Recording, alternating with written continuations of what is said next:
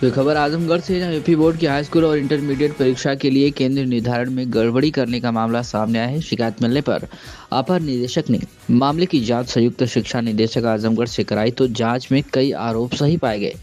जांच में परीक्षा प्रभारी व एक बाबू को दोषी मिलने पर निलंबित कर दिया गया। इसके बाद जांच में DIOS भी दोषी पाए गए।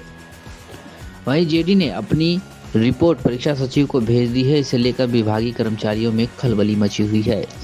इस बार यूपी बोर्ड की परीक्षा के निर्धारण में बड़ा खेल किया गया है। इसकी शिकायत शिक्षक संगठनों ने भी जिले स्तर पर की है। इसके बाद भी किसी ने इसका संज्ञान नहीं लिया और केंद्र निर्धारण की प्रक्रिया पूरी करते हुए जिले में 282 परीक्षा केंद्र बनाए गए। परीक्षा प्रभारी उमाकांत यादव ने केंद्र निर्धारण में मनमानी की। यहां तक कि परीक्षा केंद्र बनाने के लिए 2.5 लाख रुपए वसूली करने का भी आरोप लगा है। इसकी शिकायत नेता विरोधी दल लाल बिहारी यादव, उत्तर प्रदेश माध्यमिक शिक्षक संघ के संरक्षक राम जन्म सिंह व शिक्षक श्री दुर्गा जी इंटर कॉलेज ने सचिव माध्यमिक शिक्षा परिषद प्रयागराज से की थी।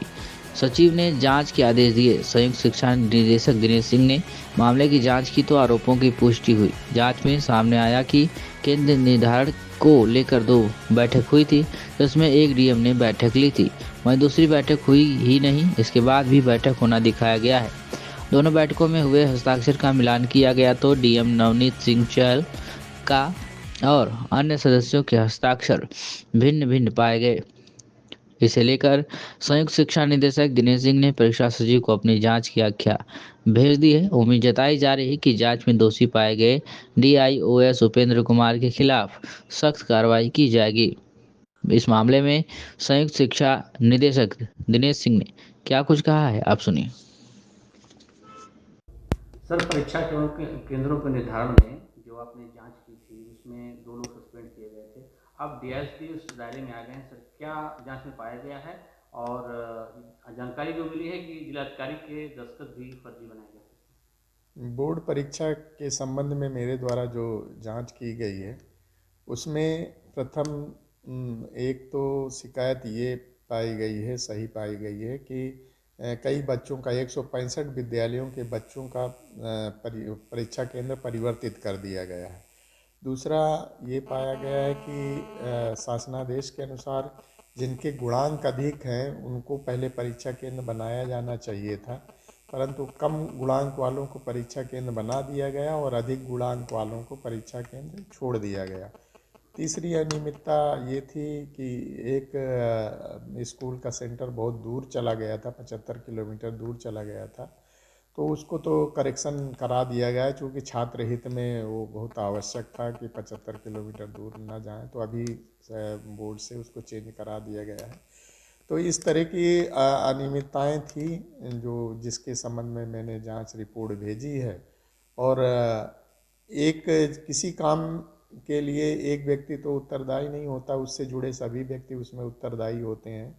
इसी रूप में जिला विद्यालय निरीक्षक के चूँकि नेतृत्व में सारा काम हुआ है, तो अगर उपटल सहायक दोषी है तो जिला विद्यालय निरीक्षक भी दोषी होंगे। उसके संबंध में शासन स्तर पर यथोचित कार्रवाई की जा रही होगी, मुझे ऐसा अनुमान है। आपने सर रिपोर्ट भेज दिया? रिपोर्ट मेरी चली गई है शासन में। सर, जो जिलाधिकारी के और अन्य अधिकारियों के सिग्नेचर की बात हो रही है कि उनके फर्जी तरीके से सिग्नेचर, ये कितना गंभीर मामला है? जो मैंने प्रथम कार्यवृत्त जनपदीय समिति के प्रथम कार्यवृत्त देखा और द्वितीय कार्यवृत्त देखा, उसमें कई अधिकारियों के सिग्नेचर प्रथम दृष्टया मेल नहीं खाते हैं। उनके सिग्नेचर हैं या नहीं हैं ये तो उनके द्वारा पुष्टि की जा सकती है या सिग्नेचर एक्सपर्ट से उसकी जांच कराने पर, लेकिन प्रथम दृष्टया सिग्नेचर मेल नहीं खाते हैं। तो इसी आधार पर मैंने लिखा था कि उसमें कुछ सदस्यों के जो है प्रथम दृष्टया सिग्नेचर मेल नहीं खाते हैं। तो सर, जो परीक्षा केंद्र का निर्धारण हुआ इसमें बड़े पैमाने पर खेल हुआ लग रहा है, जांच में आपको पाया गया? जांच में जो अनियमितताएं हुई हैं, अब खेल को तो मैं नहीं कह सकता, लेकिन जो अनियमितताएं हैं जरूर मैं जो हम जांच करते हैं तो शासनादेश के अनुरूप करते हैं ना, कि शासनादेश में क्या व्यवस्था है और यहाँ क्या किया गया है। तो जो शासनादेशों का उल्लंघन हुआ है तो उन पर ही हम अपनी रिपोर्ट दे सकते हैं। और खेल के विषय में तो मैं नहीं कह सकता कुछ भी। जी। तो सर आपने क्या संस्तुति की है कि किस तरह की कार्रवाई करना है? मैंने तो हमने तथ्यात्मक जांच भेजते हैं कि इन शासनादेश के इन बिंदुओं का उल्लंघन हुआ है। कार्रवाई तो फिर शासन या विभाग तय करता है कि क्या कार्रवाई करना है। जैसे मैंने मेरी रिपोर्ट पर विभाग के उच्च अधिकारियों ने आदेश दिया कि इन दोनों को निलंबित करके इनके विरुद्ध अनुशासनात्मक कार्रवाई की जाए, तो मेरे द्वारा उनको निलंबित करके अनुशासनात्मक कार्रवाई चार्जशीट हमने दे दिया है उनको। चार्जशीट में जांच अधिकारी नियुक्त कर दिया है, वो जांच करके देंगे। और जिला विद्यालय निरीक्षक के विषय में क्या कार्रवाई करनी है वो शासन तय करेगा, कि उनके विरुद्ध कार्रवाई का अधिकार शासन में है। Thank you. अगर आपको हमारी चैनल की खबर पसंद आई हो तो चैनल को लाइक, सब्सक्राइब और शेयर जरूर करें।